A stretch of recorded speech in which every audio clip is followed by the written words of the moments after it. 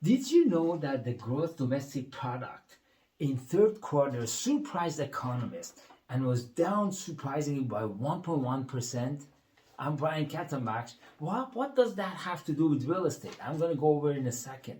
But you know what GDP is? It's a measure for the economy, how well it does. It's a monetary value of all the finished goods and the services that are made within the country in that specific period.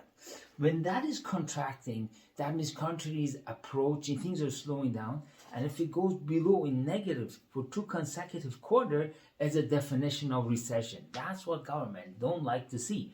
And that is a good news or bad news depending on what you're doing.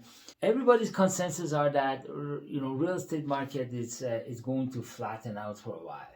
And that is an indication that most likely Bank of Canada, because of that surprising results, are not going to increase the interest rate when they meet 2 days from today, which is December 6th. However, what does that have to do with real estate? If the interest rates stabilizes and people are not worried about the future, people are going to get used to it and start gaining confidence and have some confidence coming back in the market and buying. Right now, they don't know where to go. Uncertainty is the problem. Once everything is settled down, everybody is up. Now, let me go over the numbers for November and see exactly what the numbers did and how we can benefit from them. So, not much of a surprise here. In November 2023, the total number of homes sold are almost unchanged for October of this year, and the inventory is down about 13%.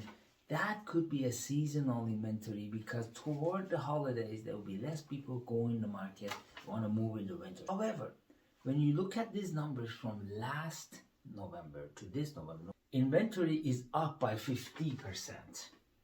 The sales is almost the same, unchanged, but inventory. Remember, I always talk about supply and demand. Demand is almost the same, but supply has increased. Guess what happens? Well, prices are down, and which they are already. 50% more supply, and even with this current interest rates environment, things are still moving. However, not as fast as they used to be. What's going to happen next? These things are not going to move in a week or a month or a quarter. It took Bank of Canada, I think, 6 quarters to slow down the economy. They started from March, and now they start seeing the effect of it, which is about 6 quarters or so after.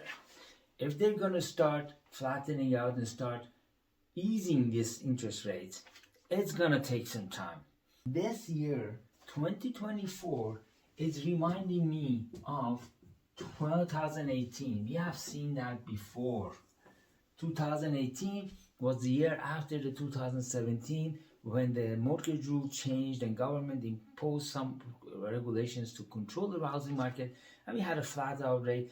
Things start moving up in the second half of 2019. So be prepared for that. However, it's maybe a good time you start looking at things. You cannot always catch the absolute bottom or absolute top, but if you're near anywhere close to it, that would be good enough. The rent is so high. We have done the number. Better to get rid of your rent and buy something you can afford today. As I always say, even if you cannot live in it, buy something, rent it out, or live in something bigger. Because 3 to 5 years from now, your version of yourself in the future is going to really, really thank you for what you have done here. I'm Brian Khatambakhsh. We are a real estate consultant, and we also sell real estate. If you have any question, you can always call us or text us, 647-848-2652. Subscribe to our channel. If you like what we put out, subscribe to our channel and turn on the notification. We let you know when the new stuff coming out. I will look into the market again, and December 6th, when the Bank of Canada make an announcement, I'm going to put out another video and talk about that. So until next year, have a fantastic day, have a great holiday, and stay warm. Take care.